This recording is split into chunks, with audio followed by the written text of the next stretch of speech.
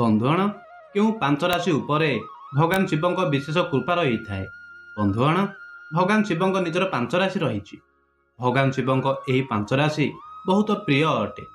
ଜ୍ୟୋତିଷ ଶାସ୍ତ୍ରରେ ପ୍ରତ୍ୟେକ ରାଶିର ନିଜର ବିଶେଷତା ବିଷୟରେ ବର୍ଣ୍ଣିତ ରହିଛି। ରାଶି ଚକ୍ରରେ 12 ରାଶିର ବିଷୟରେ ବର୍ଣ୍ଣନା କରାଯାଇଛି ଏବଂ ଏହି ସବୁ ରାଶିର ଜାତକରେ ନିଜର ବିଶେଷ ଗୁଣ ରହିଥାଏ। ଜ୍ୟୋତିଷ ଅନୁସାରେ ଏହି ସବୁ ରାଶିଙ୍କ ମଧ୍ୟରୁ କିଛି ରାଶି ଏପରି ରହିଥାଏ ଯାହା ଭଗବାନ ଶିବଙ୍କ ଅତି ପ୍ରିୟ ଅଟେ। ଏହା ସହ ଭଗବାନ ଶିବ ସଭିଙ୍କ ଉପରେ ନିଜର କୃପା ବର୍ଷା କରିଥାନ୍ତି। ହିନ୍ଦୁ ଧାର୍ମିକ ମାନ୍ୟତା ଅନୁସାରେ ସୋମବାର ଦିନ ଭଗବାନ ଶିବଙ୍କ ଦିନ ହୋଇଥାଏ। ଏହି ଦିନ ବିଧି ବିଧାନରେ ପୂଜା କରିବା ଦ୍ୱାରା ଭଗବାନ ଶିବ ପ୍ରସନ୍ନ ହୋଇଥାନ୍ତି ଓ ତାଙ୍କରି କୃପା ପ୍ରାପ୍ତ ହେବାର ମାନ୍ୟତା ରହିଛି। ଭଗବାନ ଶିବ ହିନ୍ଦୁ ଧର୍ମର ପ୍ରମୁଖ ଦେବତା ଅଟନ୍ତି। ତାଙ୍କୁ ଦେବଙ୍କ ଦେବ ମହାଦେବ ମଧ୍ୟ କୁହାଯାଇଥାଏ। ତନ୍ତ୍ର ସାଧନାରେ ତାଙ୍କୁ ଭୈରବ ନାମରେ ମଧ୍ୟ ଜଣାଯାଇଥାଏ। ସୃଷ୍ଟିର ଉତ୍ପତ୍ତି ସ୍ଥିତି ଓ ସଂହାରର ଆଧାର ଶିବଙ୍କୁ ହିଁ ମାନାଯାଇଥାଏ। ଏହି ଭକ୍ତଙ୍କ ଜୀବନରେ କଷ୍ଟ ତ ଆସିଥାଏ, ପରନ୍ତୁ ଭଗବାନ ଶିବ ଏହି ସବୁ କଷ୍ଟର ନିବାରଣ କରିବା ଭଲରେ ଜାଣିଥାନ୍ତି। ସନାତନ ଧର୍ମରେ ଭଗବାନ ଶିବଙ୍କ ଉପାସନାର ବିଶେଷ ମହତ୍ଵ ରହିଛି। ଧାର୍ମିକ ମାନ୍ୟତା ଅନୁସାରେ ଭଗବାନ ଶିବ ନିଜର ଭକ୍ତଙ୍କ ଉପରେ ବହୁତ ଶୀଘ୍ର ପ୍ରସନ୍ନ ହୋଇଥାନ୍ତି ଓ ତାଙ୍କରି ଶରଣରେ ଯିଏ ବି ଆସିଥାଏ ସେ ଶୀଘ୍ର ହିଁ ପ୍ରତ୍ୟେକ ସମସ୍ୟାରୁ ନିବାରଣ ପାଇଥାଏ। ଭଗବାନ ଶିବଙ୍କ କୃପାରୁ ଏହି ଭକ୍ତଙ୍କ ସବୁ କାମ ସହଜରେ ବନିଯାଇଥାଏ। ଭଗବାନ ଶିବଙ୍କୁ ଅନେକ ନାମରେ ମଧ୍ୟ ଜଣାଯାଇଥାଏ, ଯେପରି ମହାଦେବ, ଭୋଳାନାଥ, ଅର୍ଦ୍ଧନାରୀଶ୍ୱର, ନୀଳକଣ୍ଠ ଆଦି। ଆପଣ ଯେଉଁ ବି ନାମରେ ଭଗବାନ ଶିବକୁ ସ୍ମରଣ କରିବେ, ତେବେ ଆପଣଙ୍କ ପ୍ରାର୍ଥନା ତାଙ୍କ ପର୍ଯ୍ୟନ୍ତ ପହଞ୍ଚିଥାଏ। ସୋମବାର ଦିନ ଭଗବାନ ଶିବଙ୍କ ଆରାଧନା କରିବା ଦ୍ୱାରା ସବୁ ମନୋକାମନା ନିଶ୍ଚୟ ପୂର୍ଣ୍ଣ ହୋଇଥାଏ।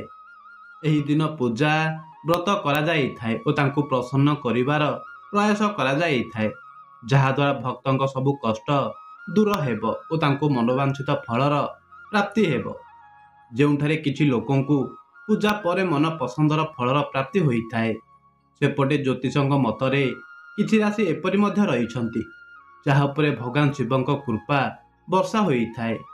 ଏହି ରାଶିର ଭକ୍ତ ଯଦି ଭଗବାନ ଶିବଙ୍କ ସ୍ମରଣ କରିନିଅନ୍ତି, ତେବେ ମଧ୍ୟ ତାଙ୍କୁ ସବୁକିଛି ମିଳିଯାଇଥାଏ।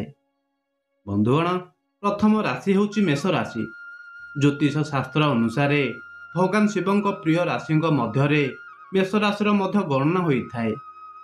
ମେଷ ରାଶି ଉପରେ ଭଗବାନ ଶିବଙ୍କ ବିଶେଷ କୃପା ବନି ରହିଥାଏ। ଏହି ଭକ୍ତଙ୍କ ଜୀବନରେ ଯଦି କୌଣସି ସମସ୍ୟା ଆସିଥାଏ, ତେବେ ତାଙ୍କରି ନିବାରଣ ପ୍ରଭୁ ଭୋଳାନାଥ ଶୀଘ୍ର କରିଦେଇଥାନ୍ତି। ସୋମବାର ଦିନ ମେଷ ରାଶିର ଭକ୍ତଙ୍କୁ ଶିବଲିଙ୍ଗରେ ଗଙ୍ଗା ଜଳ ଦ୍ୱାରା ଅଭିଷେକ କରିବା ଉଚିତ। ଶିବଲିଙ୍ଗର ଦର୍ଶନ କରିବା ଦ୍ୱାରା ସୁଖ ଓ ସମୃଦ୍ଧି ବଢ଼ିଥାଏ। ଭଗବାନ ଶିବଙ୍କ କୃପା ଦ୍ୱାରା ଏହି ଭକ୍ତଙ୍କ ଜୀବନ ଭଲ ରହିଥାଏ ଓ ସମାଜରେ ମଧ୍ୟ ଏମାନେ ବହୁତ ମାନ ସମ୍ମାନ ପ୍ରାପ୍ତ କରିଥାନ୍ତି। ଏହି ଭକ୍ତଙ୍କ ଆର୍ଥିକ ଜୀବନ ବିଷୟରେ ଯଦି କଥା ହେବା, ତେବେ ଏମାନଙ୍କୁ ଧନର ଅଭାବ କେବେ ହୋଇନଥାଏ ଓ ଭୌତିକ ସୁଖ ମଧ୍ୟ ପ୍ରାପ୍ତ ହୋଇଥାଏ। ମୁଖ୍ୟତଃ ଏହି ରାଶିର ଭକ୍ତ ଭୋଳା ସ୍ୱଭାବର ହୋଇଥାନ୍ତି। ଏମାନଙ୍କ ଭିତରେ ଛଳ କପଟ ବିଲକୁଲ ନଥାଏ। ଏମାନେ ଭିତରେ ଯାହା ହୋଇଥାନ୍ତି ସେପରି ବାହାରରୁ ଦେଖାଯାଇଥାନ୍ତି। ଏହି କାରଣରୁ ଭଗବାନ ଶିବ ଏହି ରାଶିର ଭକ୍ତଙ୍କ ଉପରେ ସର୍ବଦା ପ୍ରସନ୍ନ ରହିଥାନ୍ତି। ଏହି ଲୋକମାନେ ପରିଶ୍ରମୀ ଓ ବୁଦ୍ଧିମାନ ହୋଇଥାନ୍ତି। ପ୍ରତ୍ୟେକ କାମରେ ସଫଳତା ହାସଲ କରିଥାନ୍ତି, କେବେ ହାର ମାନନ୍ତି ନାହିଁ। ଏହି ଭକ୍ତ ଶୀଘ୍ରରେ କାମ କରିବା ଆଶାବାଦୀ ଓ ଆତ୍ମକେନ୍ଦ୍ରିତ ହୋଇଥାନ୍ତି। ଏହି ରାଶିର ଭକ୍ତଙ୍କୁ ଭଗବାନ ଶିବଙ୍କ କୃପା ସ୍ଥାୟୀ ରଖିବା ପାଇଁ ପ୍ରତ୍ୟେକ ସୋମବାର ଦିନ ଶିବଲିଙ୍ଗ ଉପରେ ଜଳ ଅର୍ପିତ କରିବା ଉଚିତ। ଦ୍ୱିତୀୟ ବୃଶ୍ଚିକ ରାଶି। ତୀବ୍ର ଭାବନାମାନ ପରିବର୍ତ୍ତନ, ମୃତ୍ୟୁ ଏବଂ ପୁନର୍ଜନ୍ମର ଅବଧାରଣ ସହ ଜଡ଼ିତ ହେବା କାରଣରୁ ବୃଶ୍ଚିକ ରାଶିକୁ ପ୍ରାୟତଃ ଭଗବାନ ଶିବଙ୍କ ସହ ଯୋଡ଼ାଯାଇଥାଏ। ଭଗବାନ ଶିବଙ୍କୁ ଖରାପର ବିନାଶକ ଓ ବ୍ୟକ୍ତିଙ୍କ ଜୀବନରେ ଗଭୀର ପରିବର୍ତ୍ତନ ଆଣିବା ବାଲା ମାନାଯାଇଥାଏ। ବୃଶ୍ଚିକ ରାଶିର ବ୍ୟକ୍ତି ନିଜ ଗଭୀର ଭାବନାତ୍ମକ ତୀବ୍ରତା, ଆତ୍ମନିରୀକ୍ଷଣ ଓ ପରିବର୍ତ୍ତନକାରୀ ସ୍ୱଭାବ ପାଇଁ ଜଣାଯାଇଥାଏ। ଏହି ରାଶିର ଲୋକ ସ୍ୱଭାବରେ ବହୁତ ସାହସୀ ହୋଇଥାନ୍ତି ଓ ନିଜର ଲକ୍ଷ୍ୟକୁ ପ୍ରାପ୍ତ କରିବା ପାଇଁ ପୁରା ପରିଶ୍ରମ କରିଥାନ୍ତି। ଏହି ରାଶିର ବ୍ୟକ୍ତି କୌଣସି ବି କଷ୍ଟକର ପରିସ୍ଥିତି ଠାରୁ ଭୟଭୀତ ହୁଅନ୍ତି ନାହିଁ। ସ୍ୱଭାବରେ ଏହି ଲୋକ ବହୁତ ଭାବୁକ ହୋଇଥାନ୍ତି ଓ ଲୋକଙ୍କ ସାହାଯ୍ୟ କରିବା ପାଇଁ ସର୍ବଦା ପ୍ରସ୍ତୁତ ରହିଥାନ୍ତି। ଏହି କାରଣ ଅଟେ କି ଏହି ରାଶିର ଭକ୍ତଙ୍କୁ ଭୋଳାନାଥ ବହୁତ ପସନ୍ଦ କରିଥାନ୍ତି। ତାଙ୍କ ମଧ୍ୟରେ ଏପରି ଗୁଣ ରହିଛି ଯାହା ଭଗବାନ ଶିବଙ୍କ ବିନାଶ ଓ ନବୀନୀକରଣ ଗୁଣର ଅନୁରୂପ ଅଟେ। ବୃଶ୍ଚିକ ରାଶିର ଲୋକଙ୍କୁ ପ୍ରାୟତଃ ତାଙ୍କରି ଦୃଢ଼ ଇଚ୍ଛାଶକ୍ତି, ଦୃଢ଼ ସଂକଳ୍ପ ଓ ଭାବନାର ଗଭୀରରେ ପ୍ରବେଶ କରିବାର କ୍ଷମତା ରହିଥାଏ। ଏହା ଭଗବାନ ଶିବଙ୍କ ପ୍ରତୀକବାଦ ସହିତ ପ୍ରତିଧ୍ୱନିତ ହୋଇଥାଏ, ଯାହା ସୀମାମାନଙ୍କୁ ପାର କରିଥାଏ ଓ ଗହନ ଆନ୍ତରିକ ପରିବର୍ତ୍ତନ ଆଣିଥାଏ। ବୃଶ୍ଚିକ ରାଶିର ଲୋକଙ୍କ ଆତ୍ମନିରୀକ୍ଷଣ କରୁଥିବା ସ୍ୱଭାବ ଓ ଜୀବନର ଗଭୀର ଅବସ୍ଥାର ସାମ୍ନା କରିବାରେ ତାଙ୍କରି ଇଚ୍ଛା, ଅଜ୍ଞାନତା ଓ ଆସକ୍ତିର ବିନାଶକ ରୂପରେ ଭଗବାନ ଶିବଙ୍କ ଭୂମିକା ସହ ମେଳ ଖାଇଥାଏ। ତୃତୀୟ, ମକର ରାଶି। ଭଗବାନ ଶିବଙ୍କ ପ୍ରିୟ ରାଶି ମଧ୍ୟରେ ମକର ରାଶି ମଧ୍ୟ ଗଣନା କରାଯାଇଥାଏ। ଏହି ରାଶି ଉପରେ ଭଗବାନ ଶିବଙ୍କ କୃପା ବନି ରହିଥାଏ, କାରଣ ମକର ରାଶିର ସ୍ୱାମୀ ଗ୍ରହ ଶନିଦେବ ଅଟନ୍ତି। ନ୍ୟାୟ ଦେବତା ଶନିଦେବ ମଧ୍ୟ ଭଗବାନ ଶିବଙ୍କ ପରମ ଭକ୍ତ ଅଟନ୍ତି। ଏହି ରାଶିର ବ୍ୟକ୍ତି ନିଜ ଜୀବନରେ ବହୁତ ଉଚ୍ଚ ପର୍ଯ୍ୟନ୍ତ ଯାଇଥାନ୍ତି ଓ ବହୁତ ନାମ କମାଇଥାନ୍ତି। ଏହି ବର୍ଷ ମଧ୍ୟ ଏମାନଙ୍କ ଉପରେ ଭଗବାନ ଶିବଙ୍କ ଅସୀମ କୃପା ବନି ରହିଥାଏ। ଆପଣଙ୍କ ପରିବାରରେ ଚାଲୁଥିବା ଅସୁବିଧା ଏବେ ସମାପ୍ତ ହୋଇପାରିବ, ଅର୍ଥାତ୍ ଏବେ ଆପଣଙ୍କ ପରିବାରରେ ଖୁସିର ବାତାବରଣ ରହିବ। ଏହା ସହିତ ଆପଣଙ୍କୁ ଧନଲାଭ ହେବାର ମଧ୍ୟ ପୁରା ଆସ୍ଥା ରହିଛି। ଆଗକୁ ଆସୁଥିବା ସମୟ ଆପଣଙ୍କ ପାଇଁ ବହୁତ ଭାଗ୍ୟଶାଳୀ ସାବ୍ୟସ୍ତ ହେବ।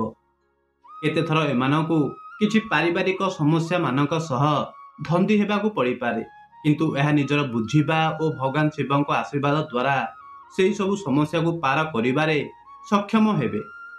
ଏହି ରାଶିର ଲୋକେ ଯଦି ସଚ୍ଚା ମନରେ ଶିବଙ୍କ ଆରାଧନା କରିବେ, ତେବେ ତାଙ୍କୁ ଜୀବନରେ କେବେ ମଧ୍ୟ ଅସଫଳତାର ସାମ୍ନା କରିବାକୁ ପଡ଼ିବ ନାହିଁ। ସଙ୍କଟ ସମୟରେ ଆପଣଙ୍କୁ ଭଗବାନ ଶିବଙ୍କ ପଞ୍ଚାକ୍ଷରୀ ମନ୍ତ୍ର ଓମ୍ ନମଃ ଶିବାୟର ଜପ କରିବା ଉଚିତ। ଚତୁର୍ଥ, ମୀନ ରାଶି। ମୀନ ରାଶି ଆଧ୍ୟାତ୍ମିକ କରୁଣା ଓ ରହସ୍ୟମୟ କ୍ଷେତ୍ର ସହ ଜଡ଼ିତ ହେବା କାରଣରୁ ମୀନ ରାଶିକୁ ପ୍ରାୟତଃ ଭଗବାନ ଶିବଙ୍କ ସହ ଯୋଡ଼ାଯାଇଥାଏ। ଭଗବାନ ଶିବଙ୍କୁ ପ୍ରାୟତଃ ଗଭୀର ଧ୍ୟାନ ଓ ଆଧ୍ୟାତ୍ମିକ ଅଭ୍ୟାସରେ ବୁଡ଼ି ରହିଥିବା ଯୋଗୀଙ୍କ ରୂପରେ ଚିତ୍ରିତ କରାଯାଇଛି। ମୀନ ରାଶିର ବ୍ୟକ୍ତି ନିଜର ସହଜ, କ୍ଷମତାମାନ, କରୁଣା ଓ ଆଧ୍ୟାତ୍ମିକ କ୍ଷେତ୍ରରେ ଗଭୀର ସମ୍ବନ୍ଧ ପାଇଁ ଜଣାଯାଇଥାନ୍ତି। ତାଙ୍କ ପାଖରେ ଏପରି ଗୁଣ ରହିଛି ଯାହା ଭଗବାନ ଶିବଙ୍କ ଆଧ୍ୟାତ୍ମିକତା, ଆନ୍ତରିକ ପ୍ରତିବିମ୍ବ ଓ ଦିବ୍ୟ ଚେତନାର ଗୁଣ ସହ ମେଳ ଖାଇଥାଏ। ମୀନ ରାଶିର ଜାତକ କଳାତ୍ମକ ବିଚାରର ହୋଇଥାନ୍ତି। ମୀନ ରାଶିଫଳ ଅନୁସାରେ କଳା, ସଙ୍ଗୀତ, ସାହିତ୍ୟ ଲେଖନୀ ଯେପରି ବିଷୟରେ ମୀନ ରାଶିଙ୍କ ପ୍ରିୟ ବିଷୟ ହୋଇଥାଏ, କିନ୍ତୁ ସ୍ୱଭାବରେ ଏମାନେ ଦୟାଳୁ ଓ କୋମଳ ହୃଦୟବାଲା ହୋଇଥାନ୍ତି। ଏହି ରାଶିର ଲୋକେ ତର୍କପୂର୍ଣ୍ଣ ଓ ସ୍ପଷ୍ଟବାଦୀ ହୋଇଥାନ୍ତି। ଏହି ରାଶିର ଜାତକ ପ୍ରେମ ଜୀବନରେ ସଫଳ ହୋଇଥାନ୍ତି। ମୀନ ରାଶିର ବିଷୟତା ପ୍ରାୟତଃ ଅନ୍ୟଙ୍କ ପ୍ରତି ତାଙ୍କର ସହାନୁଭୂତି ଓ ସମ୍ବେଦନଶୀଳତା ହୋଇଥାନ୍ତି, ଯାହା ଭଗବାନ ଶିବଙ୍କ ପରୋପକାରିତା ଓ କରୁଣାକୁ ଦର୍ଶାଇଥାଏ। ରହସ୍ୟବାଦ କଳ୍ପନା ଓ ଆଧ୍ୟାତ୍ମିକ ଅନ୍ୱେଷଣ ପ୍ରତି ତାଙ୍କର ସ୍ୱାଭାବିକ ଅବସ୍ଥା ସର୍ବୋଚ୍ଚ ଯୋଗୀ ଓ ବ୍ରହ୍ମାଣ୍ଡୀ ଉର୍ଜାର ସ୍ରୋତ ରୂପରେ ଭଗବାନ ଶିବଙ୍କ ଭୂମିକା ସହ ମେଳ ଖାଇଥାଏ। ମୀନ ରାଶିର ଲୋକଙ୍କ ନିଜର ଅବଚେତନ ମନର ଗଭୀରତା ପର୍ଯ୍ୟନ୍ତ ପହଞ୍ଚିବାର କ୍ଷମତା ଭଗବାନ ଶିବଙ୍କ ସାର୍ବଭୌମିକ ଚେତନାର ପ୍ରତିନିଧିତ୍ୱର ଅନୁରୂପ ଅଟେ। ଏହା ଭଗବାନ ଶିବଙ୍କ ପ୍ରିୟ ରାଶି ମାନାଯାଇଥାଏ। ଏମାନେ ନିଜେ ପରିଶ୍ରମୀ ହୋଇଥାନ୍ତି ଓ ଅନ୍ୟଙ୍କଠାରୁ ମଧ୍ୟ ଅପେକ୍ଷା କରିଥାନ୍ତି କି ସେ ପରିଶ୍ରମ କରିବ। ଶାରୀରିକ ଗଠନ ଏପରି ହୋଇଥାଏ କି ଅନ୍ୟଙ୍କ ନଜରରେ ଏମାନେ ଆକର୍ଷକ ହୋଇଥାନ୍ତି। ପ୍ରାୟତଃ ଏହି ରାଶିରେ ଏପରି ଗୁଣ ରହିଥାଏ ଯାହା ଭଗବାନ ଶିବଙ୍କ ଗୁଣର ଅନୁରୂପ ହେବ। ଏହା ଧ୍ୟାନ ରଖିବା ମହତ୍ୱପୂର୍ଣ୍ଣ କି ଭଗବାନ ଶିବଙ୍କ କୃପା ଓ ଆଶୀର୍ବାଦ ବିଶିଷ୍ଟ ରାଶିଙ୍କ ଉପରେ ହିଁ ସୀମିତ ନଥାଏ। ଭକ୍ତି ଓ ଆଧ୍ୟାତ୍ମିକ ସମ୍ବନ୍ଧ ଜ୍ୟୋତିଷୀୟ ସୀମାଠାରୁ ଉପରେ ରହିଥାଏ ଓ ଭଗବାନ ଶିବ ଜୀବନର ସବୁ କ୍ଷେତ୍ର ଓ ସବୁ ରାଶିର ଲୋକଙ୍କ ଦ୍ୱାରା ପୂଜନୀୟ ଓ ପୂଜା ପାଇଥାନ୍ତି। ଅନ୍ତତଃ ଏକ ବ୍ୟକ୍ତି ଓ ଦେବତାଙ୍କ ମଧ୍ୟରେ ସମ୍ବନ୍ଧ ଏକ ଗଭୀର ବ୍ୟକ୍ତିଗତ ଓ ଅନୁଭବ ରହିଛି, ଯାହା ବିଶ୍ୱାସ, ଭକ୍ତି ଓ ଆଧ୍ୟାତ୍ମିକ ପ୍ରଥା ଦ୍ୱାରା ନିର୍ଦ୍ଦେଶିତ ହୋଇଥାଏ। ପଞ୍ଚମ, କୁମ୍ଭ ରାଶି। कुंभ राशि बौद्धिक गतिविधि मानवतावाद और भौतिक इच्छा द्वारा वैराग्य सह जोड़ी हेबा कारणरू कुंभ राशि को प्रायतः भगवान शिवଙ୍କ सह जोड़ा जाइଥାଏ। भगवान शिवଙ୍କୁ एपरी देवतांगा रूप में माना जाइଥାଏ कि जे सांसारिक मोहमाया ठारू उपरକୁ उठी मनुष्यर कल्याण ପାଇଁ ध्यान केंद्रित करिथांती। कुंभ राशिर व्यक्ति निजर बौद्धिक क्षमता नूतन भावना और समाजर कल्याण ପାଇଁ काम करिया ପାଇଁ जणा जाइथांती। तांको पाखरे एपरी गुण रहिछि जहाँ भगवान शिवଙ୍କ ज्ञान वैराग्य और मानवता सेवार गुण सह मेल खाइଥାଏ। कुंभ राशिर जातकଙ୍କ व्यक्तित्व आकर्षक होइଥାଏ। एही राशिर लोक बहुत बुद्धिमान होइथांती। एमानक तार्किक शक्ति बहुत अधिक होइଥାଏ। यह बुद्धिमान लोकଙ୍କ सह बंधुत्व रखिबारे विश्वास रखिथांती। कुंभ राशिर व्यक्ति प्रायतः दूरदर्शी होइथांती जे ज्ञान और ब्रह्मांडी चेतनार देवतांक रूप में भगवान शिवଙ୍କ भूमिका निभाई थाए। तांकर मानवतावादी स्वभाव और सामाजिक कार्य प्रति प्रतिबद्धता सबु प्राणी प्रति भगवान शिवଙ୍କ करुणा सह मेल खाई थाए। कुंभ राशिर लोकଙ୍କ भाविबा और नूतन समाधान आनिबार क्षमता भगवान शिवଙ୍କ अपरंपरा ज्ञानर प्रतिनिधित्व सह मेल खाई थाए। प्रायतः केते थर एपरि भी होइथाए कि यह अन्यक शुणिबा पसंद करि नथांती। शीघ्र क्रोधित होइजिबा एही राशिर जातक खराब अभ्यास अटे। कुंभ राशिर जातक स्वप्नर दुनिया रे हजि जाइथांती, किंतु एमानक एही स्वभाव मध्य भगवान शिवଙ୍କ पूजा द्वारा बदली पारिबो। बंधुगण, आशा करुछि एही कथाटी आपनको निश्चय पसंद आसीथिबो। जदि आपनको एही कथाटी पसंद आसी थाए तेबे कमेंट बॉक्स रे हर हर महादेव निश्चय लिखि दियंतु। या सह वीडियो को लाइक करी हमर यूट्यूब चैनल को सब्सक्राइब करि दियंतु। धन्यवाद।